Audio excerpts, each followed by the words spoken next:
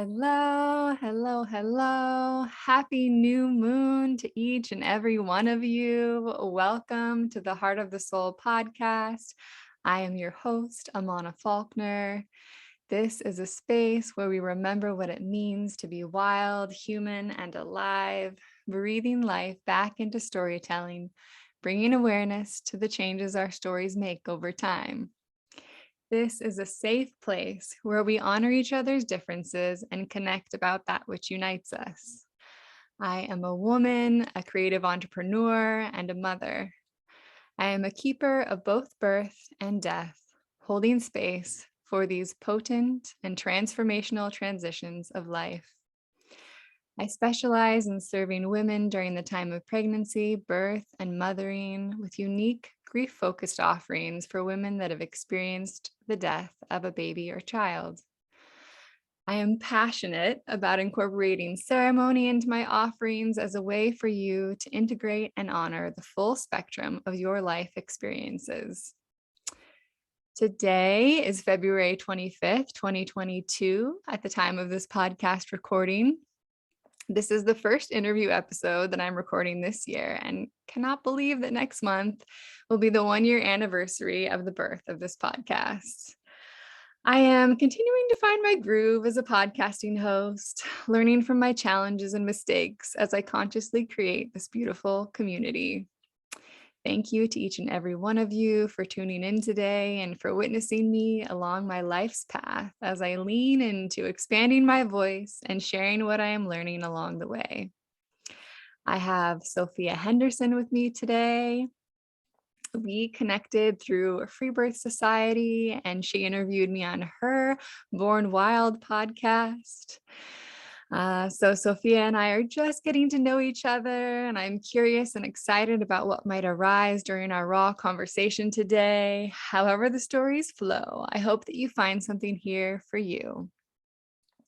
Sophia, I would love to hand the mic over to you to introduce and share about yourself as you wish. Hi, thank you. I can't believe it's almost been a year for you. That's so exciting. Yes, I know. Yeah. I'm now trying to remember, when did we even start our podcast? I'll have to go back and see when the Yeah. So you haven't quite gotten to a year in yours yet?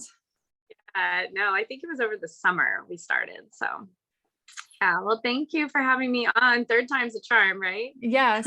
So we've tried 2 other times, and there was a birth, and then your dad was sick, and now here we are today, and third time's a charm. Thank you for having me on. My name's Sophia Henderson. I live in the North Bay, California, Sonoma County, with my 2 children and my husband.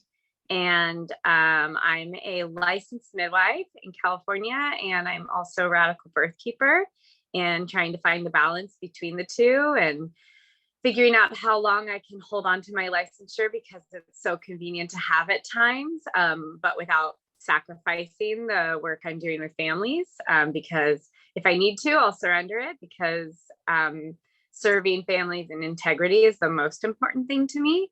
And it's so nice to be able to get their birth certificates and order this and that without any issues. So that piece has been nice to hang on to as long as I can hang on to it. Yes, for those listening that maybe. And yes, Arian. Yeah. I know I've talked about radical birth keeping in other episodes, but for those that might not know what that means, can you share what that means for you? Yeah, so I guess I can share. I can't even remember how I found out about Free Birth Society. I'm assuming a podcast. I must have just been binging birth story podcasts and Free Birth Society, and I was like, what? This is amazing. And really spoke to me as a mother. I had already had both my children by the time I found Free Birth Society. And I was like, I would have loved to do that. I thought what I was doing, having home births, was very wild and, unique. Yeah. I mean, less than 1% of around 1% of the US population birth their babies at home. Is that right? Yeah. And there's not a very, I knew who had done it. My aunt had a home birth. Mm-hmm. But time in our family, because my mom had given birth to my youngest brother a few months after in the hospital. And I later was asking her, like, why didn't you have a home birth? You even had a sister who was planning it. And they were like, yeah, but that made so much sense for her. We're like, of course she would do that, like she always wants to like step outside the boundaries, and that's not where my parents were at. So yeah, it was a unique idea to me, because I thought what I was doing and pursuing midwifery was already super radical. Yeah. And then to learn a way of doing things, I was like, oh, this is so great. And so this was when they were on Facebook, and I asked to join the group, and one of the questions was, if you're a licensed provider, are you willing to surrender your license? And I was like, can I say I don't know? Because I don't know if I'm willing to surrender. Like, I don't know the answer to that. Yes. I just kind of said, I would really love to learn how to support these families if I can, like get birth certificates or anything, because I was hearing the struggles women were having in like obtaining these things, documents, and having a woman they could call on if they did need something medical, but not feeling like someone was going to hijack their experience. So I was like, how can I be that person for them? And so that's why and they let me in. So, it was very short-lived, the Facebook group. It fell apart after that and moved on to Mighty Networks. I ended up supporting a woman in my community who had reached out to me because she was interested in free birth and saw me join the Facebook group and was like, oh, because we knew each other from a women's circle. She's like, wait a minute, I want someone with me. I just don't know who I can trust. Yeah. So connecting, and I supported her in her free birth, and it was amazing. And then from there, anytime that there was somebody in the area who needed support, Emily had learned about me supporting her, and so she started reaching out to me to support women in our community. And then so that's kind of how I got started in helping free birth families. And so I would show up to women's homes. If like this one family, they had been in labor for 3 days, and they were like, it would be nice to listen to the baby right now. We are feeling a little like uneasy, so I was able to pop over and listen. And, so just things like that. One family reached out and was like, oh, like we had our baby at home, and we'd love to get checked out and make sure everything's okay, and maybe help with birth certificate. And I was like, I could also just help you with the birth certificate if that's what you need. They're like, oh, okay, that's fine. I could tell they were like, oh, like maybe we need make her think we need her, for more than what we actually need her for. And I was like, it's fine if all you need is paperwork. And they were like, oh, okay. And then they did end up inviting me over anyways, to connect. But I was like, it can actually be just whatever you want, because I guess they had reached out to other people who were not comfortable with that. And it like had to be an all or nothing kind. So I was like, spread the word. Like it doesn't, you don't have to like stick around with me and pretend that I'm actually needed, That is so wonderful, because not everyone is willing to do that. And for those women that are choosing a free birth experience, like obtaining a birth certificate can be one of those like challenging and sort of messy areas. And if you can make it smooth and easy for them, what a beautiful gift that you're giving to your community. Yeah, and helping with disability, like maternity leave. And I have a mom that I've helped her with 2 pregnancies, and she just had surprise twins this year, free birth at home. But I was, they called me at one point because she hadn't peed in a while, and we're just like making sure that that was okay. And I was like, yeah, that's totally fine. And shortly later, she had a baby, and shortly later, she had another baby, and help them get their birth certificates. And so it's been sweet to like be of service in all these different ways. And like, I feel like it's a way of like using my power for good, versus, like holding on to the license and like using it for the way I feel it should actually be used. Beautiful. And keeping women at the center and as sovereign beings making decisions for themselves. I think that is such beautiful magic that you're bringing to the world. So thank you for that. Yeah, I'm super happy with where I am in my work and who I am as a midwife, and trying to let women know that there are midwives out there who will be there for them, and not sabotage their experience. And I can talk a little about my um,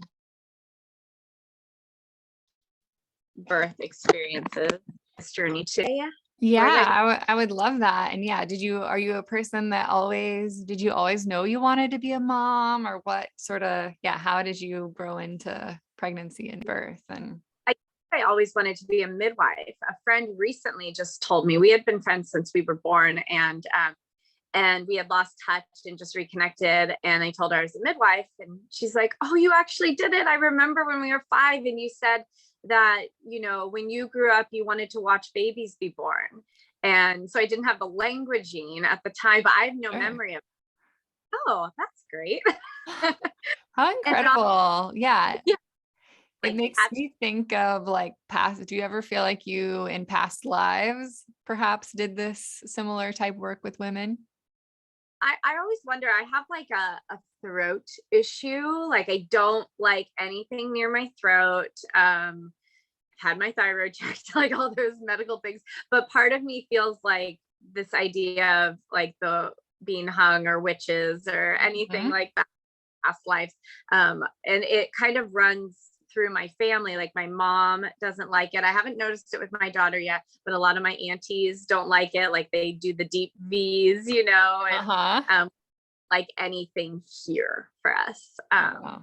So yeah, maybe. Yeah, so I theoretically always wanted to do this, and I was a nanny for a very long time, because I loved working with babies, and then I nannied for a family that had a home birth. And I was watching their baby that had been born at home. So he was 3 months old, and I was basically a professional baby rocker, which is my mom's like dream job. And so I would just like read all her books, and they were all about questioning vaccines and home birth and homeopathy, and just like all these things that I never even considered, alternative ways of living and taking care of yourself. And I was doing a nursing program, or like doing my prerequisites for the Santa Rosa Junior College to get into the nursing program, because I love people and I'm not squeamish with blood and guts. And I love the excitement of like helping people. And so I was volunteering in the hospital at different areas, and I loved it. Like the ER, it was so exciting. But when I like sat back and thought about it for like a career long term, and seeing everyone on like the worst day of their life over and over and over again, the day I decided I couldn't do it was when one of my brother's friends came, and she had OD'd. And I was like, "Oh, you're going to like see people, and I don't know if I can do this." But that's when I thought, "Oh, but labor and delivery, that's like the happiest day of everyone's life, right?" So I could do that, and babies. And I was like, "Okay, this is perfect."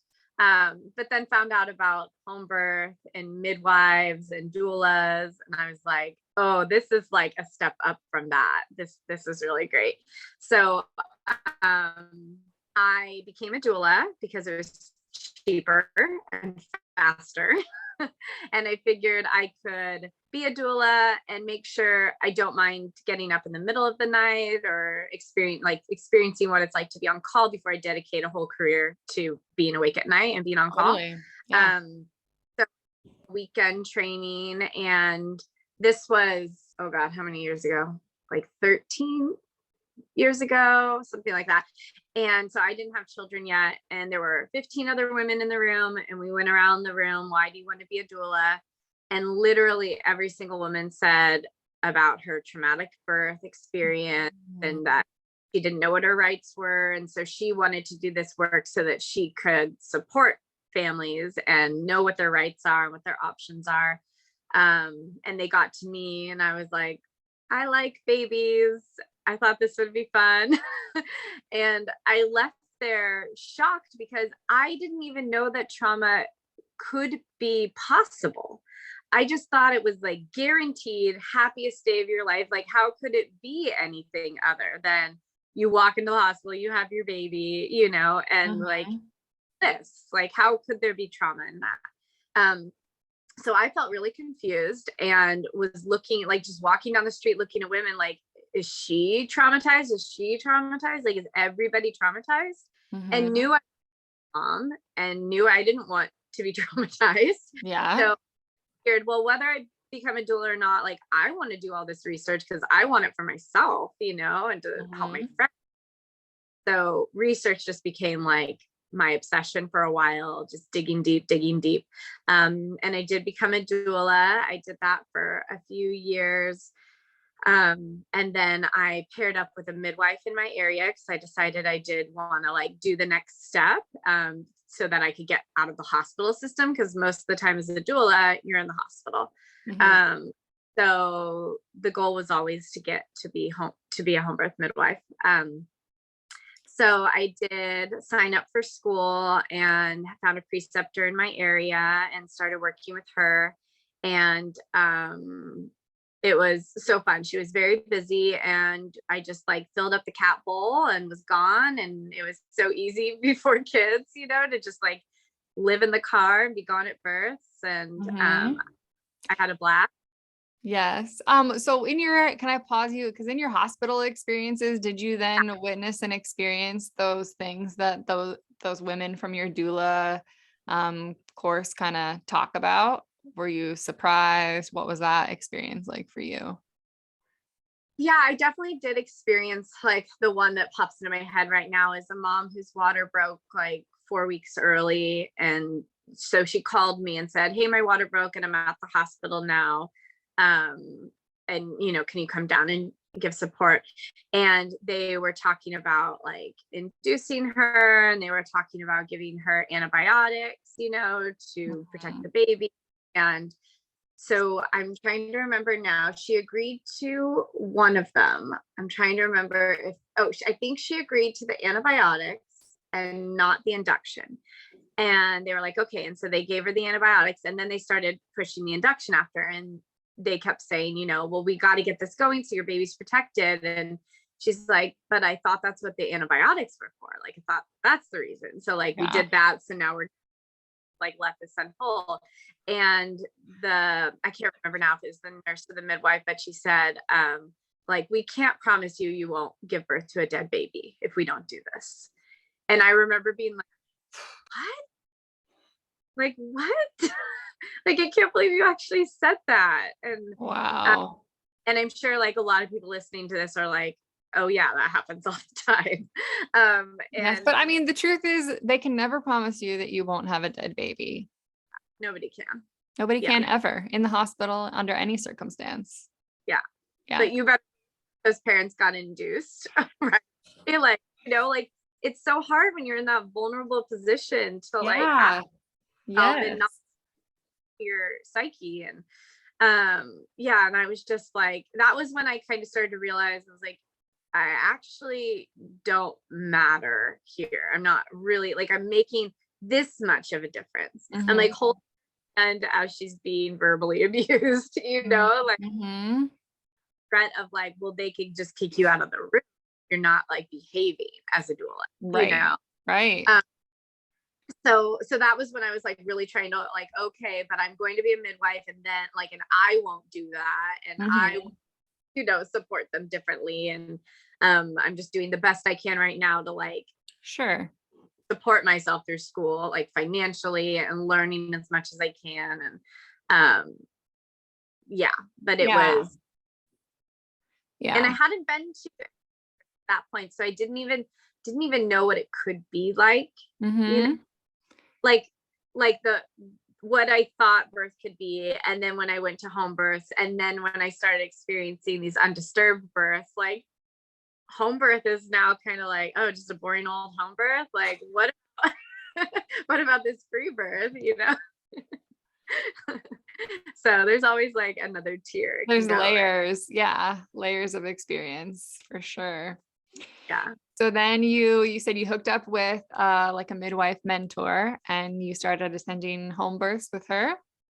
Yes. Yeah. Started going to home births with her, and it was just like blowing me away. It was so amazing. All the water births and everything. And definitely feeling like the hero complex and like we matter, we're making a difference. And um it just, yeah, filled me so much, because I definitely have that tendency towards like being needed. Like when I'll get into my son's story, every time he's sick, I like rise to the occasion. Like I feel my best self, as sad as it is to say, like when I'm needed, it Yeah. feels really, I feel confident and like knowledgeable, and I'm like on top of it. And I feel proud of like my advocating for him and all that. To a Mhm. point where like when he's healthy for a long time, it's like, oh well, what does he need? What does he need from me now? And it's just cuddles and kisses, and that's wonderful. But there's like this way that you can, when you're in adrenaline so often, that you start to crave it almost, Mhm. you start on it. And even the bursts that are like smooth and uneventful, like the most eventful thing of your life, but like, Yeah. not so the ones that are smooth, Yeah. where there's still this adrenaline spike of like anticipation when the baby's being born. So you still like have to like come down from that, Yes. That yeah. like birth And high. yeah, the last like 10 years of my life has been these like huge spikes and up and downs. So that's been something that I've been trying to take on myself as a birth keeper, is supporting my adrenals and not getting like burnout fatigue, and um yeah, like supporting my nervous system so that I'm not just totally wiped in, another 10 years. Um yeah. So that's something that's important to me too. Mhm. Um but let's see. So then I was a student midwife for a while, and then, as most student midwives do, I got pregnant. Yes. Was it a planned pregnancy or was it a Yes, surprise? I had met my now husband in March. This March it'll be 8 years. And then in June we were like dating and together. And then in August we decided to have a baby. Yes. um, had like an oopsie moment that led us to talk about like, oh, what would it look like, and if we decided to do this. And then we were like, let's just go for it. So we called it a sexcation. We just stayed home for 8 days and had lots of sex, and it worked, and I got pregnant in Hawaii when I found out, because I was going over there to help my cousin have her baby. Oh, um, Still a student midwife, but in Hawaii, midwifery is illegal, so there really are no laws around it. okay. So it's really up to the woman to hire who she trusts, um, as it should always be, I think. And so I flew over there and supported her. And at the time, I had found a midwife on the island who could assist me. And so that way she could bring all her supplies just in case we needed anything. Mhm. Um, and that was an incredible experience to support my cousin and her son born at home. And it was like the next night after I got there at 38 weeks, and I was going to stay for 6 weeks. So we figured, she'll probably have had her baby. Yes. And And you were pregnant at this time? I didn't know it though. Okay, okay. Yeah, yeah. Yeah. And so like 2 nights after I got there, we were laying in bed together talking, and her water broke. And then she had her baby the next morning, and it was so great. And that midwife really, like anytime I felt like unsure about something, she just handed it right back to me. She could have easily just like taken over, Uh-huh. like I was unsure. And so I really appreciated her just handing it back to me. She was like, like, what do you think? And I was like, okay, thank you. Yeah, and it was beautiful. And then that day, my cousin was like, I have a chiropractor appointment and I need to cancel. She's like, actually, you should go. You should just take it. I was like, okay. yeah, I could use that. And so I went, and the woman put her hands on my belly, and I remember feeling like really protective of it when she did that. And she said, have you been having any like digestive discomforts, or like, could you be pregnant? And I just started crying, and I was like, well, we did try, and I was like, but it would be like way too early. Like, I'm not even missing my period yet, And she's like, oh, you're, and I was like, what? And the type of chiropractic care she gave me was way different than anything I had ever experienced. I'd been to a bunch of chiropractors, and I was like, is this like a certain style you have? Or like, what is this? Are there different types of chiropractic care? And I guess there was. And I was like, do you happen to know anyone who might be maybe in my area or closer? Like, how do I find out? And she asked where I lived, and it turns out somebody that she went to school with lived literally in the same town I lived in. How And incredible. I was like, oh my God, like the whole synchronicity. Synchronicities. And I was like, I'm totally going to go see her. And it wasn't for like a week or a week and a half later that I missed my period and took a test and found out I was pregnant. And my partner wasn't even there because I just went over to like help my cousin. And so in him finding out, he's like, I have to get over there. Like, I have to be there. Huh. So he flew over, and we told my parents, and they were shocked. My mom was thrilled. My dad was like unsure, because I just met this guy. When you so know, yeah, you know. yeah, they were really excited. And there was this one moment in Hawaii. We were in the waters towards the end of our trip, which was really sweet that she gave birth so early, because I got the like almost full 6 weeks to be with her postpartum, Yeah, amazing. and like have the birth and then like take care of her. But we were in the water in the ocean, and there was this little fish, about this big, that just followed me for hours. And I wish I could find the video of it, because my cousin had an underwater camera and she was taking video and pictures, and it was just like swimming by my belly, and it would go around my back, and we were even like, let's like move down the beach a little bit, like in the water, and it just stayed with me, and it was just like swimming around my stomach. We were all like, oh my God. And it was like the size that the baby would have been, it was really sweet to experience that. And then got home and told everyone I love that I was expecting, and it was a really sweet pregnancy. I did like bleed almost the entire time, which was Really? really unnerving to bleed in pregnancy, especially when it's your first time. But I started at about 5 weeks, just kind of like spotting, and knew as a student midwife, like that's super common, and then when I was home and I was about 9 weeks pregnant, I just like filled the toilet bowl. I was just like blood pouring out. And so I did end up going to the ER, because at that point I'm like, there's nothing they can do about the baby. But the words topic were popping into my head, even though I wasn't having pain. I was just starting to feel like, and so we went to the ER, and right away it begins. So we get into the room, and the nurse says, okay, put this gown on and the doctor will be in to see you.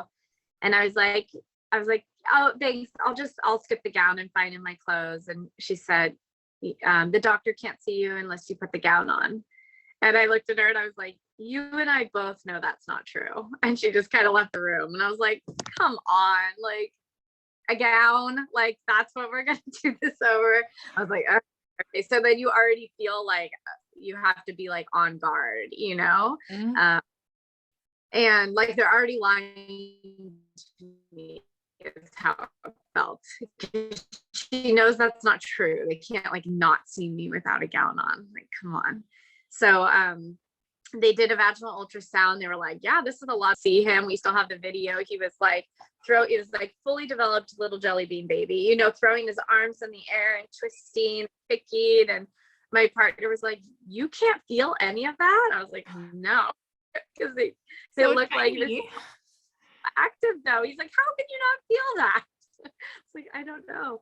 And the placenta looked fine. Everything looked fine. So we just went Wow. home, and I bled to about 28 weeks, never that amount again. But like on and off, bleeding to where I'd wipe, and I did bed rest and pelvic rest and like all these different things to see the difference, and nothing really did. Mm-hmm. Um, So where does the blood come from in a situation like that? Or what is that bleeding? Can you do? yeah. So we were kind of trying to rule out subchorionic hemorrhage, where there's like a part of the placenta that is not attached and that the bleeding is coming from. They could never find anything on ultrasound. We even did like another follow-up one. I think what happened is when we got the ultrasound report or the ER report, there was nothing even mentioned about the placenta. Like typically they'll say placenta is unremarkable, which means fine. Yeah. Everything's fine. But it didn't even say anything about the placenta. And I was like, that was the whole reason I went in, other than ruling out ectopic. So I had a woman come to my home and do one to check specifically on the placenta, and she couldn't see anything wrong. So it was just kind of this like mystery bleeding. It was definitely like uterine. The mystery of our wombs. I know. And like in hindsight, part of me now knowing what was going on with my son was wondering if it was him like deciding if he was going to stay or not, like him having like letting me know like there's a lot going on, like are you sure you want to commit to this? And I was just like holding the energy of like, please stay, we really want you, please stay. And so I don't know if it was that or if it was literally related to his defects he ended up having. I'm like, nobody really knows. Yeah, blood mysteries. Yeah, so my bleeding stopped around 28 weeks. And so it really wasn't until like my third trimester that I really enjoyed my pregnancy. I was so exhausted in the beginning. I would go to bed at like 3 p.m. and be done for the rest of the day. I was so tired. That really shocked me. I was like, fatigue, like there needs to be another word for pregnancy fatigue. Like fatigue is not a word for it. It just doesn't exist. I agree with you. I totally agree. It's a whole other like layer of exhaustion or what. Yeah, I don't know what word would be a good word, but you're right. Fatigue does not do it justice. Between like fatigue and like near death, like something between there, because you really like, if I don't go to sleep now, I might die. Like my body might just like stop working altogether. Yes. And I definitely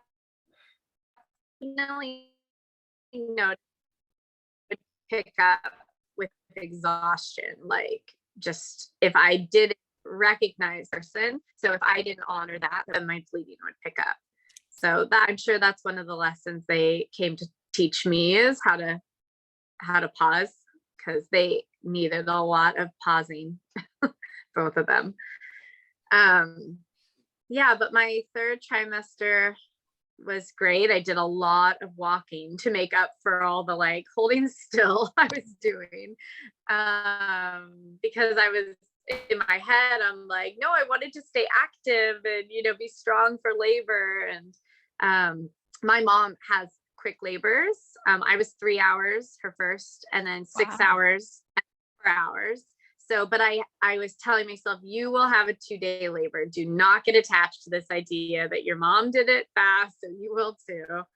But I had been to enough births by then that I felt sure of what I didn't want and what I would love to like envision. And so what I kept saying at every appointment with my midwife was, okay, I want to wake up after a really good night's sleep. And I want it to be really obvious I'm in labor. Like none of this crawling into bed exhausted at the end of the day and things start, and none of this like is it labor? Is it not? For like days of like, what's going on? I was like, I want to be well rested. I want to know like this is it for sure. I don't want it too fast because I've also seen that be like really, really wild for women. And I don't want like days and days of this. So I was like, 6 hours sounds awesome. That sounds totally doable. And I definitely wanted it in the daytime so that my photographer could get really awesome pictures. That felt the most important to me. Because I'm of the mindset of like document everything. I want it all captured. Yes. And yeah, so I woke up at 9 a.m. after a wonderful night's sleep, and my water broke, like that's what woke me. And I went home and just kind of like realized that that's what it was. And my husband came upstairs and I was like, okay, but like it might not even start for a little while, so let's just kind of keep this to ourselves. And then it was like roughly 10 or 15 minutes later that I had my first contraction, and I was like, oh my gosh, that was it was one of those contractions where you don't mind it at all. You're just like super excited, like, oh my gosh, that was a real one.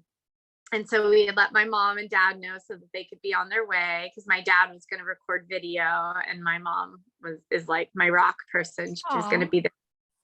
And then my midwife was going to come, and then I had two friends that happened to be student midwives with her as well. We were all student midwives together, so they were going to come. So it was going to be like a kind of a big team. And I remember my partner at the time, he was like, oh, I thought it was going to be like us and a midwife, because he's definitely more of a private person.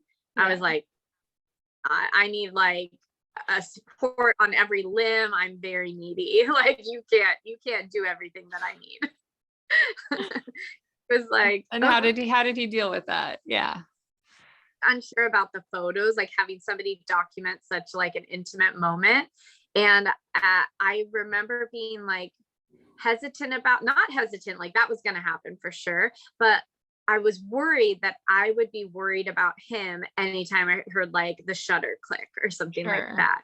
Yeah. And I just had to like say to him, I was like, I don't know if that's going to be uncomfortable for you. And I know I need that. And this is my moment. Like, this is my experience. I think you trust that I know what I need. And he was totally fine with that. And I can tell you that I didn't consider him once in my labor. Like that was not an issue that I was worried about him at all. And I didn't even remember the photographer being there. Like, I don't remember when she got there. I don't remember her taking pictures. Yes. You were just like in your zone. And when, yeah. And, oh, I can actually turn this around because you're on my phone, because I have for anyone who can actually see, this is the photo. Oh my gosh. How gave it to us. My husband said he's like, he was also unsure about the money to spend on a photographer. And he was like, just for that photo, I would like, it was worth it, just for that photo. Yeah. That's so amazing. So yeah, I had that first contraction. I was like, ooh, okay, it's starting. And then the second one, I was on my knees bawling. It was so powerful. And my mind started to go like, oh my God, that's only the second one. You already start to like doubt yourself, because I was like, are they gonna really like that? I'm like totally fucked. If like that's the difference between 1 and 2, and I've got like days of this potentially, I was like starting to kind of panic a little bit, like, oh no, what did I get myself into? And called my midwife, and I was like, so I've had 2 contractions. I know it's way too early to call you, but I'm like kind of freaking out a little bit. Like these feel really intense. And she's like, yeah, probably too early, but like let's like talk through a contraction. And she heard me, and she's like, okay, I'm gonna get ready and head over to you. And I think she got here like 4 hours after. And so in hindsight, my labor only ended up being 6 hours. Exactly And what you asked for. yeah, hours and 13 minutes. So he was a little late, but we'll give it to him. But in hindsight, that second contraction was as hard as it got. It just maintained that. Uh-huh. But you don't know, No. And I was like, oh my God, the difference between 1 to 2 is just like breathtaking. Like, I can't, like, how can I do this for 24 hours?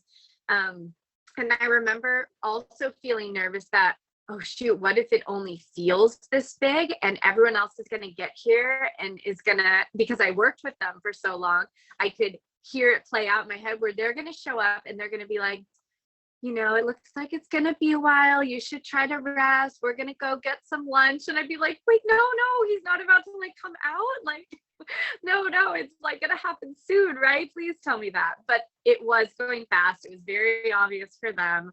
They reassured me when they got there, like, this looks like it's going quickly. I was like, okay, I can do this then. If that's what we're talking about. Yeah. And my midwife asked to check me when she got there, like a vaginal exam. And I was like, I don't know, because if you tell me I'm like 2 or 3, I'm going to be like, take me to the hospital. I can't do this. And she's like, you're not 2 or 3 centimeters. And she checked me and I was 7 and I was comfortable with that. I was fine with that. And so kept laboring. My husband was putting a lot of pressure on my back. That's all I wanted was back pressure. Mm-hmm.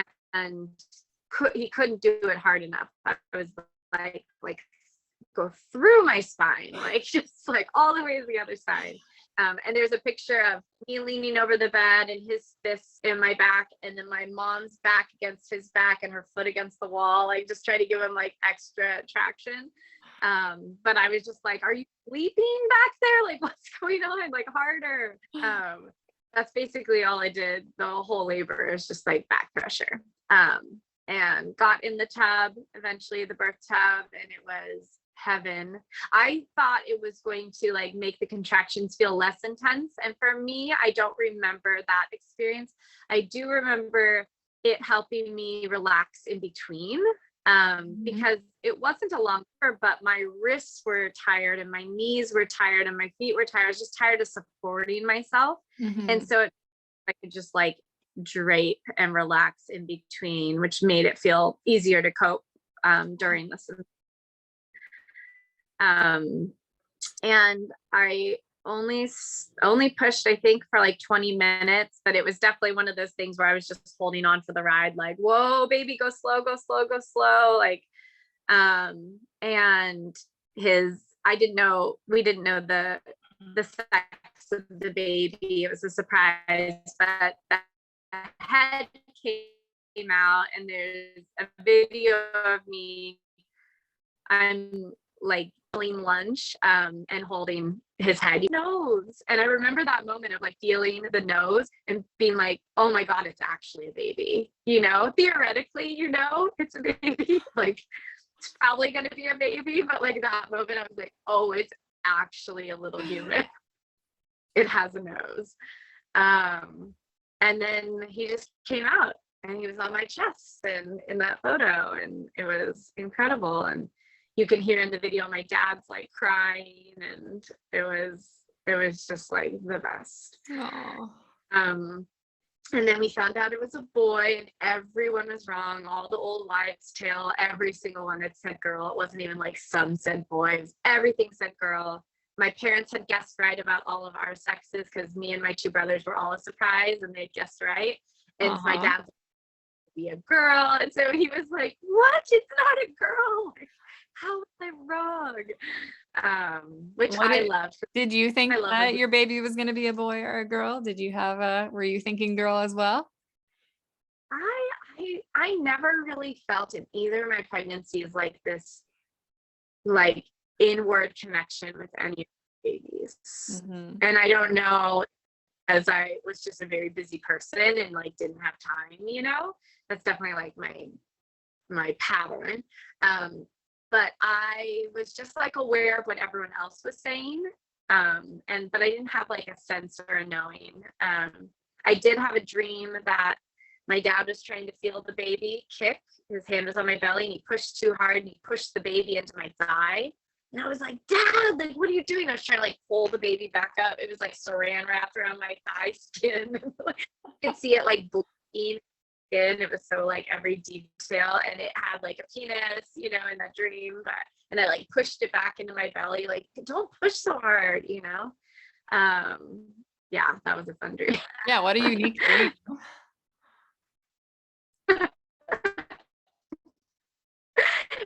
Yeah. So he was Earthside, But and yeah, so he was born, and yeah, and then I can't remember how long after, but my placenta hadn't come out yet. And my midwife said, if you don't mind moving to the bed, we can try to like facilitate getting your placenta delivered, so I can make it to my daughter's performance, which now in hindsight is not super appropriate to say. But at the moment I was like, of course, you know, I was like so high and like I would want to be at his performance, you know, and she's my friend and I wanted to help her and everything was like fine. And so I got out, but then it just kind of became this like task and I'd say like a lot of pressure because I'm a people pleaser too. So I really wanted to do this for her and like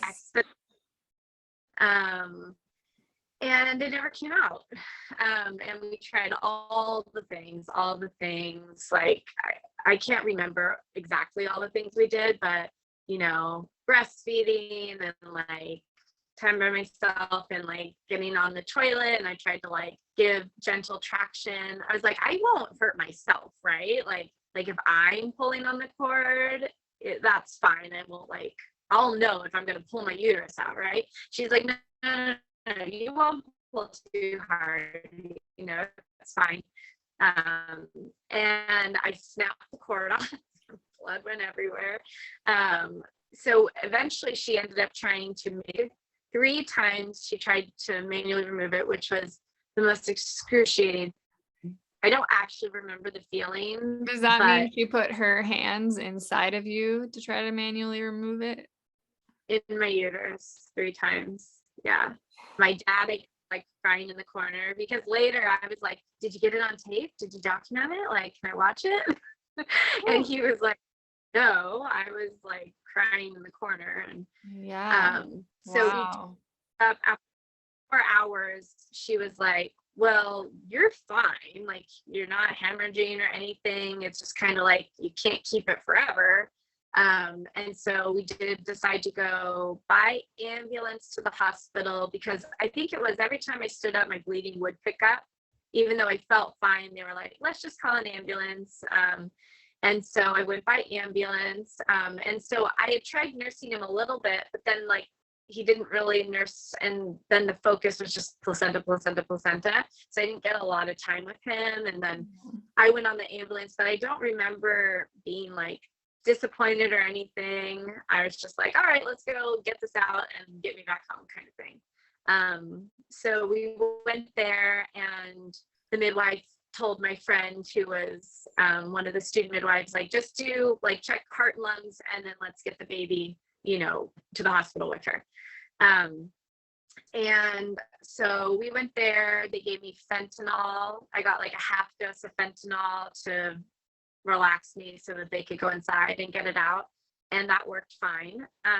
And then we just stayed until I felt able to go home and not loopy.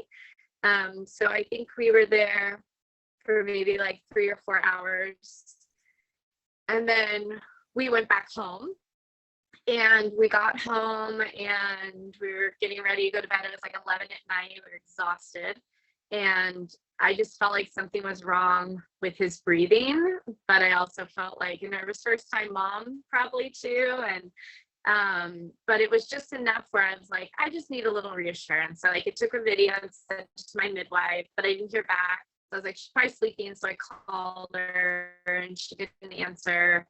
And I ended up like texting it to my friends who were student midwives at my birth. Like, what do you think of this? They're like, I don't know, it looks kind of off. And I found a midwife friend who had just left a birth and was able to come and check on us. And so she came and checked on him and listened to him. And that was the first time I had heard about like the rule of threes. I don't know if you've ever heard of that. I Is don't think so. Tell me. have like one weird thing going on. It's like Oh. whatever. Mm-hmm. Weird things. Don't make a big deal out of one weird thing. Yeah, You got two. especially in this like transitional time. Yeah. It's like if you got two weird things, it's like, okay, like just keep an eye on it, but let's try not to like overreact. Could be a coincidence. And then if you have three weird things, it's like, okay, what's going on here? Like this is becoming a thing. We don't want it to keep building on itself. So I can't remember what all the things were, but she had talked about that. She's like, there's these three things, and it just makes me feel like maybe he should go in and get checked out. And I was feeling like, yes, we should do that, because I don't even think I can relax. It's just like, I don't think I could have ignored his breathing. Mm-hmm. So that was really disappointing though too, because all we wanted to do was go to sleep. And so we went to the hospital, and by the time we got there, he was pretty blue, but they gave him oxygen and he perked up pretty quick. And then they asked to do a newborn exam. And at that time, I didn't even really realize that he never had a newborn exam, because we usually at home will do a very thorough newborn exam, but they kind of skipped over it because of my transport. And then my midwife had left from the hospital and didn't do it there. So it just kind of got lost. But I wasn't thinking that at the time. It was like later, I was like, oh yeah, we never really did that. So I was giving him medications or anything like that. Like you can check him over. And then they went to take his temperature rectally, and he had no anal opening. So they showed me that, and I was like, oh, we checked for that. Like, is the anus patent? But I never stopped to think about what it would mean if it wasn't. It just always was. And so I was like, okay. And they're like, we're going to have to transport him to UCSF, which is our hospital in the city. And so in my mind, I was like, okay, we'll go down there. They'll cut an opening. He'll heal and we'll go home. Like, this is not that bad, And then I didn't know, but they had called for a helicopter. They were trying to decide between a helicopter and an ambulance, because they knew that imperforate anus can be connected with heart defects, and it usually is. And I didn't know that. And they didn't say anything to me. But they ended up, because he remained stable, just sending an ambulance. But while we were waiting for the ambulance, meconium started to come out of his penis. And I couldn't even wrap my mind around possible, because I was like, if there's no exit, like how is it getting in his penis? It turns out rectum connected to his urethra. We found that out once we were at UCSF. So it ended up being a lot more complicated than I had envisioned it in my head. But my mom took my husband back to the house to like pack a bag, and unfortunately they came to get him in that time period and wouldn't allow me to go with, because I was less than 24 hours postpartum, and they couldn't like be responsible for me basically. So he went by himself, and we went down there, and they started talking to us about heart conditions, and we're like, no, our son has no butthole. We're the butthole parents. Like, I think you have the wrong people. But they were like, this is what a normal heart looks like, and this is what your son's heart looks like. So he has Tetralogy of Fallot, which is like on the spectrum of heart defects, one of the more severe ones, but the most common of the severe ones. So they have a lot of resources, and babies tend to do really well. And so it's taken him many, many years to find all his defects. It turns out that he has a condition called Vacterl association, which is an acronym that stands for all the areas of the body that can have defects. And V is for vertebrae. So any vertebrae defects, you could be missing ribs or scoliosis, or for him, he has his spinal cord attached to his spinal column instead of free floating. So as he grew, it was getting tighter and tighter and tighter. So he had spine surgery to remove that, or to separate that. And A is anal, so any anal atresia, so his rectum connected to his urethra and he had no anal opening. And so he ended up having 4 surgeries for that. At 36 hours old, he had his first. It was to place like a colostomy bag, so that his poop could come out his belly, basically, until they revised everything down below to work.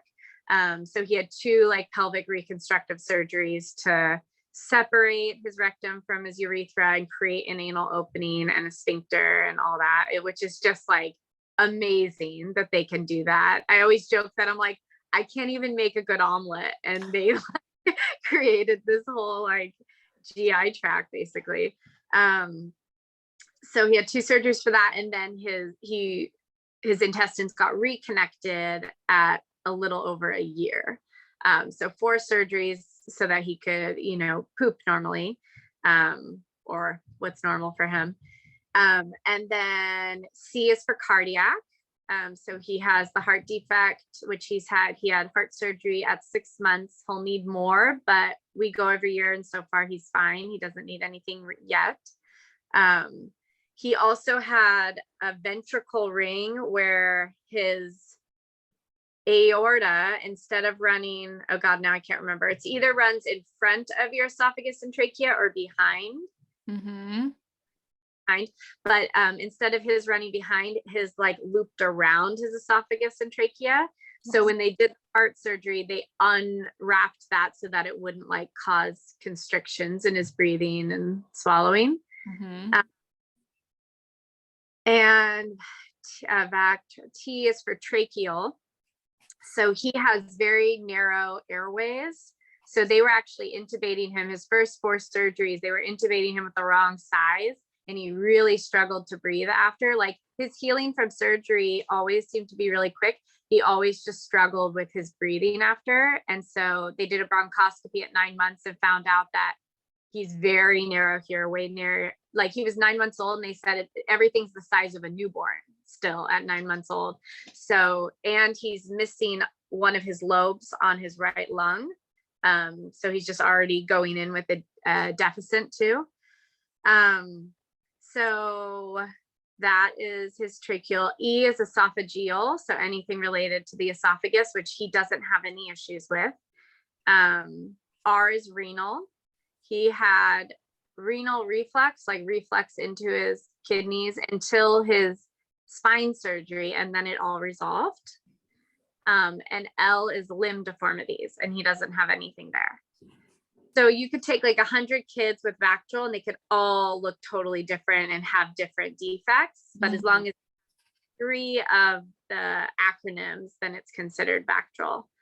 And it's just hit or miss. Like we have a virtual friend with a little girl that has very similar defects as Benjamin, and she's ended up needing a pacemaker. Her spine surgery was not successful, and she like has to be catheterized to release her bladder. And like we just feel so lucky because if anyone looks at him, they're like, he has all of that going on, like any normal almost 7-year-old. We feel really blessed in that sense that he hasn't had anything that is affecting his life necessarily. So he does do daily enemas, because so far he can't quite control his bowels 100%. But we started seeing a Chinese herbalist who has gotten his gut to heal, because his stool is just so loose that he couldn't hold it because it wasn't formed enough. And within like a day of taking supplements, he has like regular firmed poop and can hold his bladder, his bowels to go to the bathroom. And it's been incredible, because that was going to be like another surgery they were going to do, to work on that. So yeah, my thing has just been like trying to find the balance between being this like hippie mom in this like medical world, and how to like advocate for my baby, and how to throw your hands up and be like, we're talking about heart surgery, do what you need. Like, I have no idea. Like, I trust you fully. Like, just take care of him. And then like pulling the reins back when we're talking about supplementing with formula to get him to gain weight. I'm like, okay, we're in my territory now. And like, now I want to be responsible for the decision making, and how hard that is to give it away and then pull it back when you're ready to hold on to it again. Lots of family meetings. I've been called a bossy mom a lot, and not to my face, but my mom's seen nurses like say it in the like nurse station, and I'm like, that's okay. I'm okay with being a bossy mom. Yeah. Like, yeah, he's my responsibility. So we ended up getting donor milk for 2 years for him. I was pumping around the clock and getting hardly anything, I'm sure, just from the stress. And so we've had hundreds of moms feed him, and that's been incredible. And I would sneak it into the hospital, and they would have somebody come to my room and be like, the date on this says like January, but he was born in May. And I'm like, yeah. And she's like, okay. And she just leaves the room. And I was like, they're like, is this your milk? I'm like, I brought it. It's my milk. They're like, all right, sure. And they like knew what I was doing, but they're like, well, we can't prove anything. They can't prove it's not her milk. Yeah. It wouldn't allow me to use donor milk. Yeah. So Benjamin has been quite the journey, and he still, sorry, somebody It's just, okay. and yeah, so his third year, he was hospitalized twice a month, every month for like a whole year, helicopter rides, all sorts. It was like the year of his struggles with breathing. He just like, every cold he got, he just couldn't keep his oxygen levels up, and we ended up in the hospital. And we tried to give him albuterol at one point. His pulmonologist wanted to see if he also like had asthma on top of his lung defects. And I remember everything in my body was telling me like, no, like don't give him the albuterol. And I talked myself out of it because I didn't have a good reason, like there was no real good reason other than like, no. And I was like, this drug is so common. It's like the most common drug for lung stuff. Like I know so many people who use this. It will be fine. And it turns out it was not. His throat closed. That was his first helicopter ride. He was getting worse and worse at the hospital, even with oxygen, and they kept giving him more albuterol treatments to open his air. And it turns out part of his defect is, instead of like his trachea, instead of being cartilage, it doesn't have all the cartilage, so it's floppy in areas. So the albuterol relaxes the airway muscles, and in doing that, it collapsed his airway muscles. So I always tell my clients, and I will always listen to this rule too, is that you don't need to have a good reason. If your body's screaming at you, no, then just honor that. And that is a good reason in and of itself. Yes. And it's happened before where we were going to do another surgery for him, and I had it scheduled and everything, and it was just screaming at me not to do it. And so I just called them and canceled it. And I said, I don't know why. Maybe we would have gotten in a car accident on the way. Like, I don't know why we're not doing this, but I need to cancel it, and I'll reschedule if needed. And we never did. So, and then his bowels ended up being regulated with these supplements. And so now we don't have to do the surgery. Yeah. So just like reaffirming that, like, our bodies are so wise, even if our brains don't understand what they're saying, like just to honor it.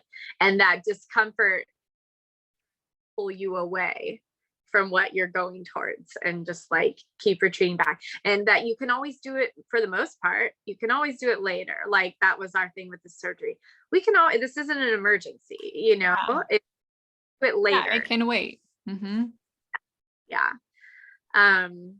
Yeah. And then, so when my son was 7 months old, I got pregnant, and I know how babies are made, so it wasn't a total surprise, but we weren't trying necessarily.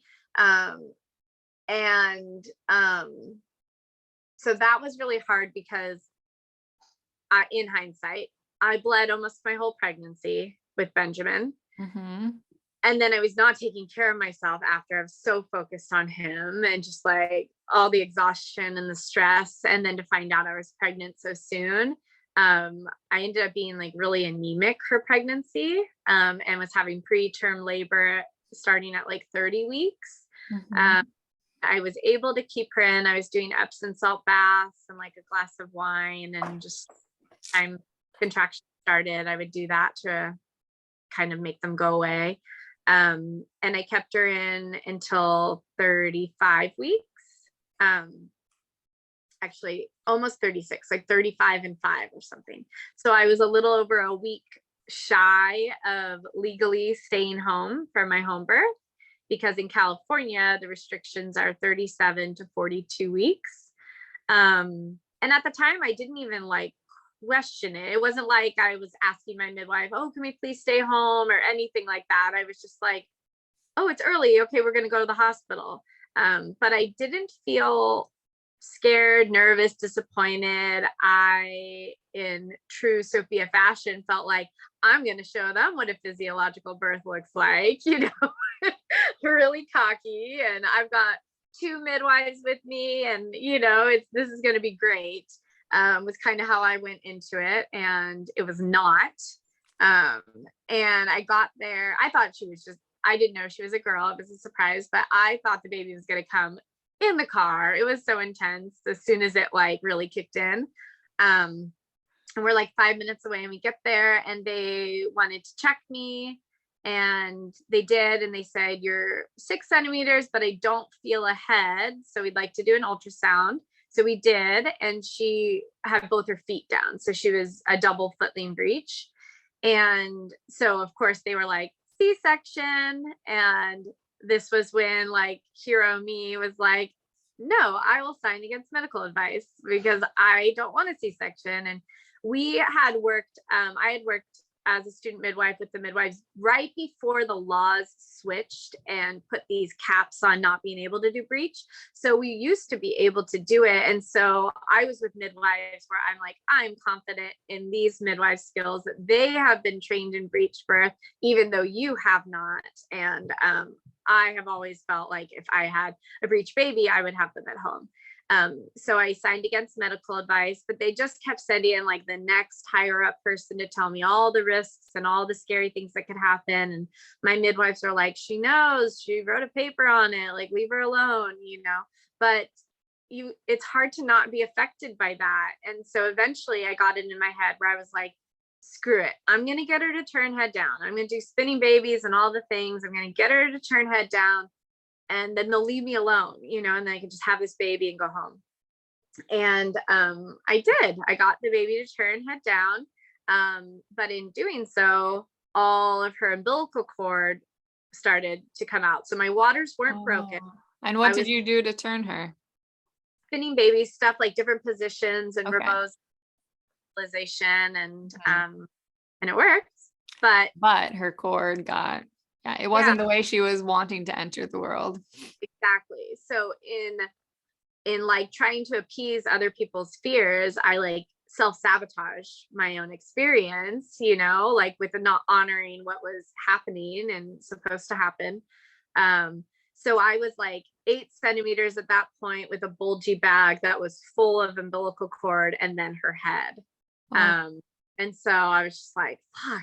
So I got like my butt in the air just in case my waters broke, and was just like checking in with the baby and checking in with myself. And I was like, if my waters open, they're just going to like cut me open on the way to the OR. I don't even have an IV in, like nothing, and so out of fear of that, I basically, I think I gave it like another hour. I was like, if you can remedy this little baby, like, let's give it some time. Like, let's see what you can do. Mm-hmm. And by the time I did opt for the C-section, she was transverse, but still all her umbilical cord was down low. So Transverse means sideways for anyone listening that might not know. Yeah. Sideways. And she was just like spinning. She was all over the place. And so I said, I am opting now for a C-section because I want to be awake when my baby's born. So we did go in and we did the C-section. It took a really long time. They had a really hard time getting her out. I'd been in C-sections before, and usually by the time the partner is invited back, it's like the baby's going to be out very soon. And he was in there for a long time. And I even was like, is everything okay? I feel like this is taking a while. And OB was like, we're just having a really hard time reaching the baby. And so they did end up having to cut me extra. So I have like a J incision up my side, up my uterus, like abdomen, but like on my uterus, they had to like up my side too, to reach her. And then, yeah, so she didn't do well. She was like, okay, her APGARs were not good. They were like 2 at a minute. And I want to say they were maybe like 6 at 5 minutes. So they, showed me the baby quickly and took her away, and my husband left with her. And then she crashed. She wasn't doing good. They basically told us that there was nothing left they could do for her, and that she was way too unstable to even be at this hospital, but that she likely wouldn't live through a transport. And so that they were just basically, they had machines breathing for her because her lungs had collapsed, and that there was nothing left they could really do other than just breathe for her. And I posted a picture of her x-ray with like her lungs collapsed on Facebook, just to like say, send love, support, prayers, like whatever you send, like think of her. And my chiropractor, okay, so did I miss that story? I'll say I did go back to the chiropractor. Okay, yeah, go back. This chiropractor named Michelle during Ben's pregnancy, all through the pregnancy. I actually, now that I think about it, I think I only saw her a couple times, and then the appointments that I booked ended up being like her partner, who also worked as a chiropractor in her office. I ended up like seeing her more, and I remember being like, no, but Michelle's the one that I'm like destined to see. Like, who's this other person? But it just kept working out that I would see Julie. And then she ended up coming to UCSF to adjust me because I was having a lot of back pain because my husband was pushing so hard on my back for my request, but I had a lot of back pain that was like shooting up into my neck and down my arm, like this nerve thing. Mm-hmm. And so she to adjust me. And Benjamin actually didn't do well after his first, the same breathing machines that Gracie ended up being on. And they were thinking like, maybe it's a blood clot. We're not sure what's going on. We're trying to figure it out. And she was there adjusting me and offered to adjust him. And chiropractors don't have hospital privileges. So we were like, sure, like it can't hurt. And so we just said that we have a friend coming to pray for our baby. We figured they wouldn't argue with that. And so they gave us space, and chiropractic on babies, especially newborns, is not like cracking necks that people might imagine. It's like, it's more about like vibration. They do this like vibrational, like pressure point kind of thing. Mm-hmm. And told me that what the pressure that they use on newborns is like the weight of a dime sitting on your finger. It's so gentle. Like it almost looked like she didn't even really do anything except like hold space and like hold the baby's head, and he got better after that, but I didn't recognize what she had done until after Gracie's experience, because in my mind, I was like, he was probably just about to get better and that didn't hurt things, I'm sure it helped something, but I couldn't see what it was capable of. Like the impact that it had. Yeah. And so it was, it wasn't even really a part of his story in my head. until Gracie's experience. So they had given up on her, and Julie saw my picture of her x-ray, and she's like, I can literally see what's wrong. Please let me adjust her. And we were so nervous though, because I was like, they're scared to touch her. Like, but my husband was like, we have literally nothing to lose, because they're like, even if she lives, she's just going to be on oxygen the rest of her life. Like, it's not really going to be a life. And so we finally were like, sure, come. And we did the same thing. Our friends coming to pray for our baby. And she adjusted her the same way she did Ben. And within 4 hours, she was off everything, and she's never needed anything since. Oh, I have such chills from that. Yeah. Yeah. The truth bumps. Wow. I always joke. I tell Julie, I said, the only thing you haven't been able to adjust is her attitude.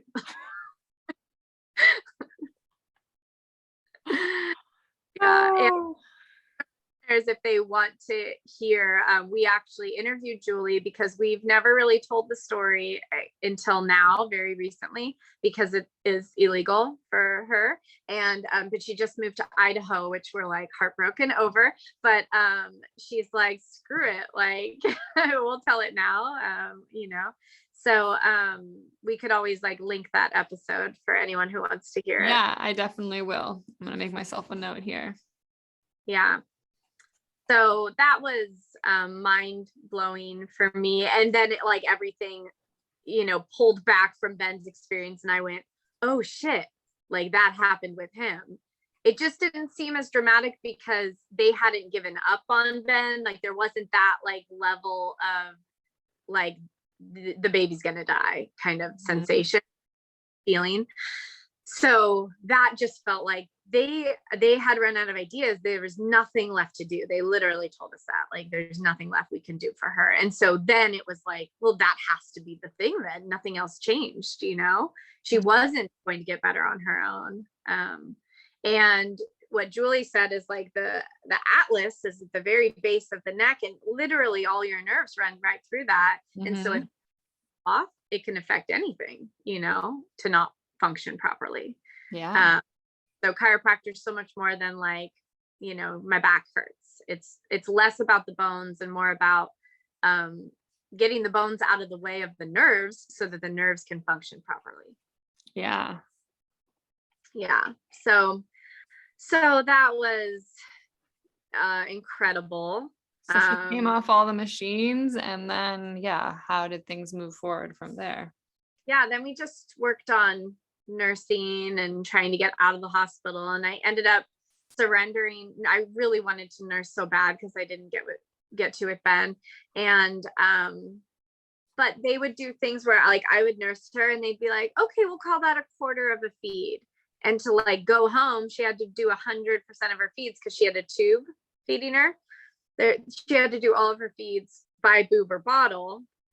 And I'm like, how are you calling that? Like, how are you judging this? And it was like based on like how much weight she had gained, like between feeds. And so I was like, screw it. I'm just going to bottle feed her and get home, and then we'll nurse. But I was so nervous that if I like missed that window that she just never would. But I was like, we just need to get home. We tried to leave against medical advice because I was like, is literally the only thing keeping here is this tube, because we learned how to place tubes with our son. He had to be tube fed for a very long time. Like, we understand that the typical parents, you would feel unsure about sending them home, but like you can call us doctors. Like we have training on how to place them. If it gets pulled out, like we've got this. And they were like, we will have to call CPS if you try to leave. It's so disturbing the way that the system works.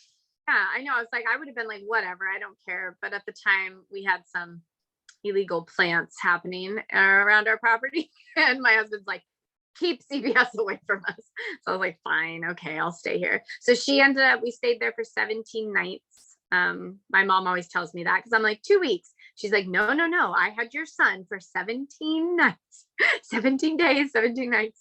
I was like, oh, okay. Yeah, that's right.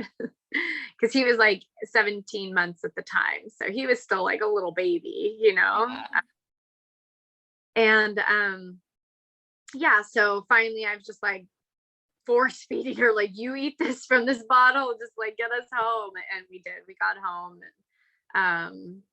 and yeah, everything's been pretty smooth. I mean, having two kids, under two is insane.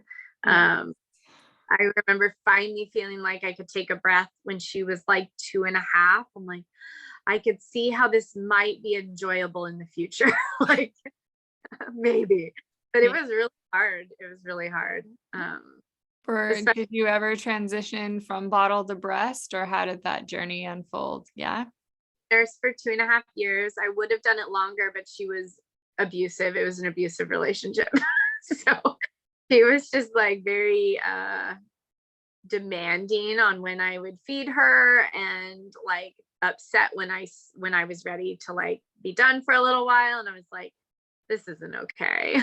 But the last time we nursed was on Mother's Day. We just had all the time in the world. It was just the two of us. And I let her nurse until she was really, really, really done.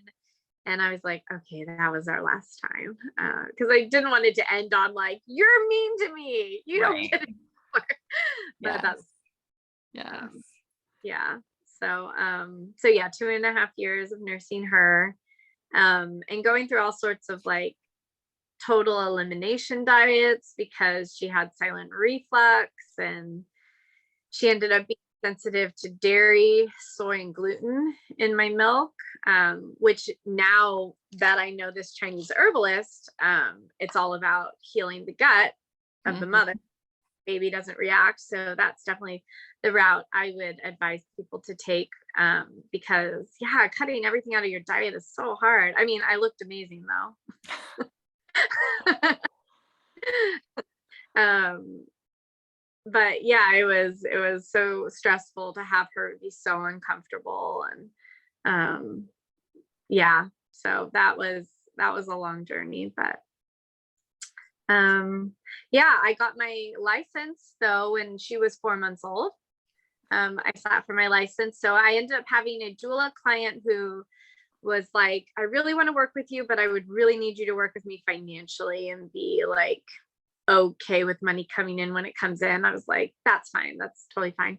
And so I reached out to her and I said, I have this balance to pay off and I need a babysitter so I can get my license. And she had her son. So she just brought him over and watched the kids and worked her balance off. And I just crammed and got done with all my modules.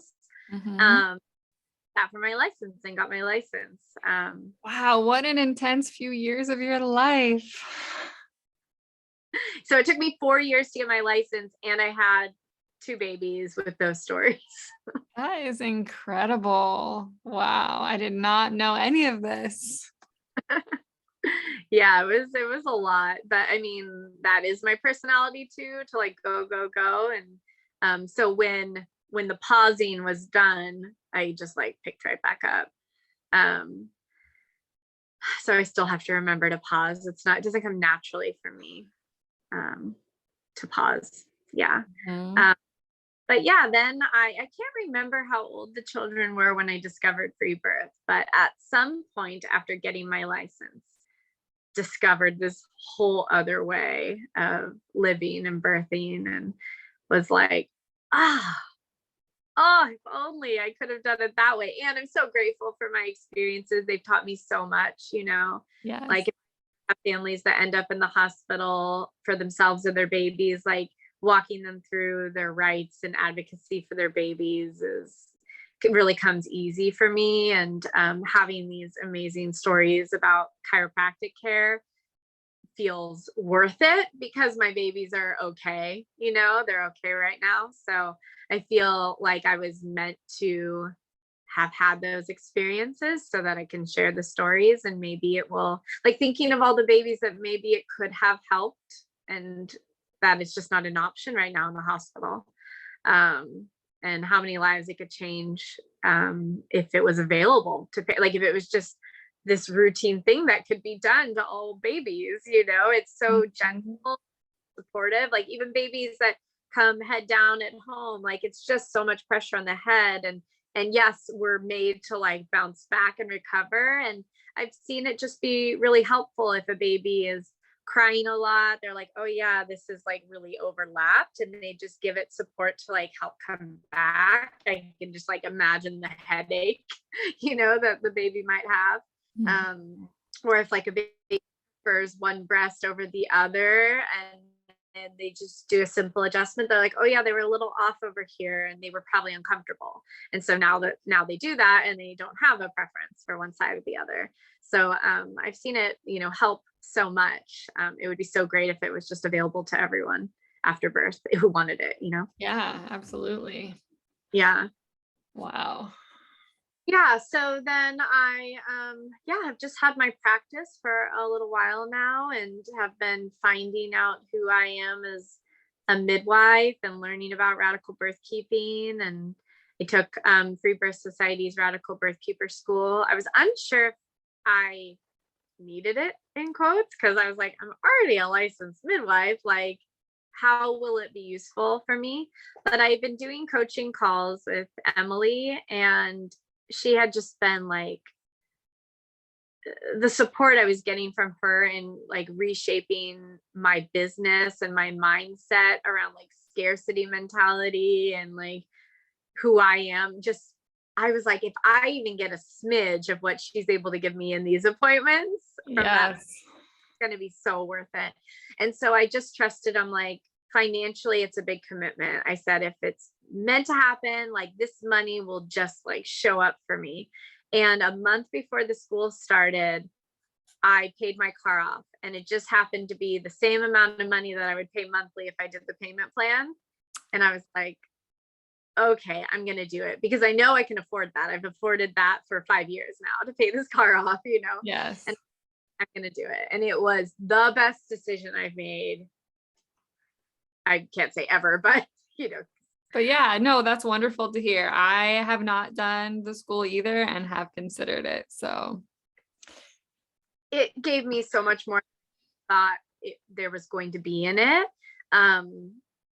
Because like, yes, a lot of the like birth related stuff I knew a lot about, and I had already shifted my mindset to recognize vaginal exams aren't needed, all those things. So I didn't necessarily need to be taught that. I felt pretty confident about all that. The things that I got the most out of was breaking down like how scary complications actually are, and how like unnecessary a lot of the things we do are, and how you can actually support the third stage and the fourth stage, like after the baby's born and before and after placenta, to be protective of hemorrhage, like that you don't just have to like, it's not just that hemorrhage can happen at any time and you have to have this medicine on hand just in case. That was how it was like presented to us in mhm. school. And it's more about like, no, the more you disrupt the process, the more likely a big bleed is to happen. And the idea that even a big bleed doesn't necessarily mean you need Pitocin. Like, it's all Right. dependent on feels. And yeah, but the things that rocked me the most in that school was the like personal coaching, and they use the gosh, what's the book called? The 15 Commitments of Radical or Self-Responsibility or something like that. Mhm. But Yeah. that was just like amazing about like how to take responsibility and how to not take on more responsibility than you need to, and how to like talk to your clients about taking responsibility on, because that's where midwives overstep. Is they overstep because they and the family have put all the responsibility on the midwife, Right. you know whether myself and my baby live are in your hands is how it feels. So Mhm. of course they're trying to like control and manipulate the situation to be as safe for them as possible. That makes so much sense. If I had somebody who was like, we will for sure sue you if like shit goes wrong here, it's Mhm. like, hey, I have to do like as much as possible to like make this go as seamlessly as possible. Mhm. um and so, but when you work with families who recognize that they can never be protected from death 100% of the time, like that's always a possibility, and that they are taking responsibility and they just want someone to hold space and someone who has understanding and skills and, things like that. Who can give them reassurance. Like I feel like now the most important thing I do in my job is when there's unusual things happening to give reassurance. Like I had a client who her baby was born, her placenta was born, and as we were getting her out of the tub, she had a seizure. And we were able to get her out of the tub, and I was able to like reassure everyone that this is okay. She's not in danger. She's coming to, she's not hemorrhaging, like it, in my mind, I'm like, the water was way too warm. She just like lost a like baby and blood and all this volume, and her like equilibrium is just like totally off. She just needs to cool off and like lay on the floor and recover. And so I feel like my job is to be able to like hold the space and hold the energy down and be like, this is not an emergency. Everyone take a breath. She's okay, or not be able to right. To know the difference. Yeah. Yeah. But like feeling like my presence in those situations could keep them maybe from calling 911 out of fear of like, oh my gosh, because a seizure is so scary to look at. And so that's where I feel like in those rare moments when that happens, I can try to bring the peace and like bring the emergency down a few notches, because it is protective of her bleeding or things getting worse, yeah. So that has been a gift. And then also they help you in the school, like revamp your whole business, either start your business or revamp it to be what you want it to be. And that was extremely helpful too. Yeah, so I feel really grateful for that school and who I've become as a midwife, and the families that I get to support. And I have so many like free birth families in my practice right now, who are looking for someone to just a very specific person who can hold space and match their energy in labor. I have a friend who wanted a free birth and me there just in case, and she tried to convince me like 4 times to check her vaginally, like I'm pushing my bladder out, I'm pushing on a swollen cervix, like all these things, but I was able to be like, you're just in labor, keep going, and her husband even said, he's like, I'm so glad you were able to hold that wall for her, because she did not want you to check her, she didn't want that. It's just like a way that we're trying to like grasp control of something, when we feel out of control. Yeah. And that's been a tricky balance too, is like knowing when to hold the wall, and then also recognizing when maybe somebody really does want a vaginal exam, and I don't want to be the one to be like, you said. Right. Trying to like judge that, it's like not necessarily an easy thing to do. Yeah. Very nuanced. Yeah. Okay. Well, for all the people who might be listening and could possibly be in your area, like tell everyone the different ways that they can get in contact with you and what you offer. Yeah. So my website is Sophia Birth, Sophia with an Sophia birth.com. And my email is sophia@sophiabirth.com. And I'm on Instagram as Sophia Birth. Facebook, I'm still Sophia's Special Deliveries. Facebook won't let me change the name. That was my doula business. But yeah, so that's how you can reach out. I'm in Sonoma County, California.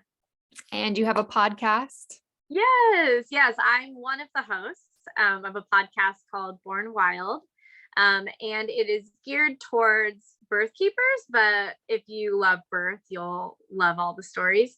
We interview other women who are in the birth world. We have rants where we like break down different topics like vaginal exams and are they really necessary. We have birth stories from families who have birthed with us. And the whole point of it is like to birth keepers, like who are you serving? Is it families or is it the government that has licensed you? And to keep questioning why you're doing things. Is it like, who are you doing it for? Yeah. Yes. Well, my goodness, you just provided us with so much wisdom and experience through your stories. So thank you. Thank you. Thank you. And I will put links to all the ways that people can contact you in the show notes. Thank you. And is there anything else you feel like you'd like to share today before we close here? Oh, I think that's it. Okay, beautiful. So thank you, thank you, thank you to everyone for spending time with us today. I hope that you're finding joy and bliss as you move through this season of your life. If you're interested in connecting with myself in deeper ways through my unique personalized offerings, follow the links in the show notes below. And as we leave you here today, remember that we are all warmed by the same sun. The sun that lights my days also lights yours. We are connected. Be brave, be bold, be love, be you.